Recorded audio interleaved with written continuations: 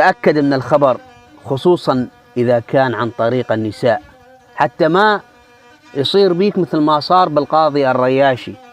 القاضي الرياشي هو أحد قضاة العرب قديما، كان عنده 3 أولاد، أكبرهم اسمه علي. محلت ديارهم وقرروا يبحثون عن مرعى، فانطلق علي مع أخوانه وقالوا 4 أيام تلحقونا على المكان الفلاني. هم راحوا من هين والنسوان اتفقت من هين.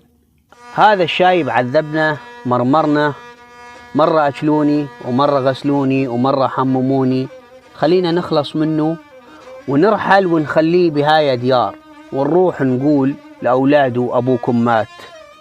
وبالفعل رحلة النسوان مع الأطفال وتركوا هذا العجوز الشايب بمكانه.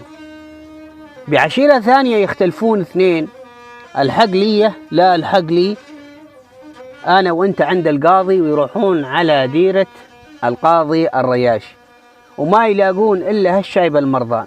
واحد منهم يعرفه، قالوا مو أنت القاضي الرياشي؟ قالوا إيه والله أنا القاضي الرياشي. وينك؟ صار معاك؟ وين أهلك؟ قال قصتي 1 2 3. امش آخذك لعد ولادك. قال والله ماني متحرك، أريد تقولون هالكلمتين العلي ابن الكبير وهو لحاله يرجع لي.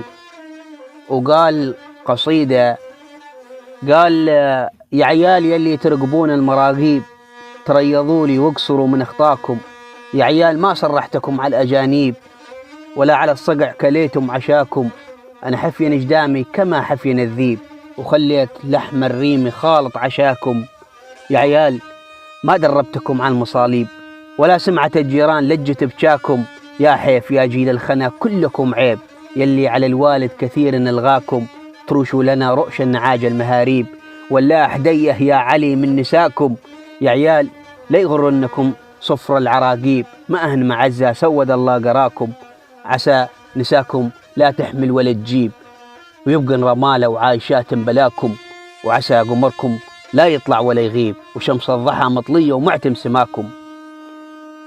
ويرجع علي ويلاقي أبوه ميت،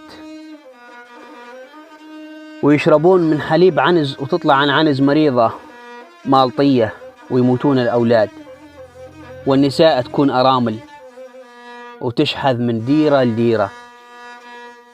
وهذا بيت القصيد، دعاء المظلوم مستجاب، ولا تأخذ الخبر خصوصا إذا كان عن طريق النساء. عدل 10 قبل أي خطوة تخطيها. لما تسمع مرتك قالت لك على أخوك، ولا أختك قالت لك على زوجها، ولا جارة شكت لك على زوجها، اسمع وتأكد وأحكم. وحياكم الله وبياكم.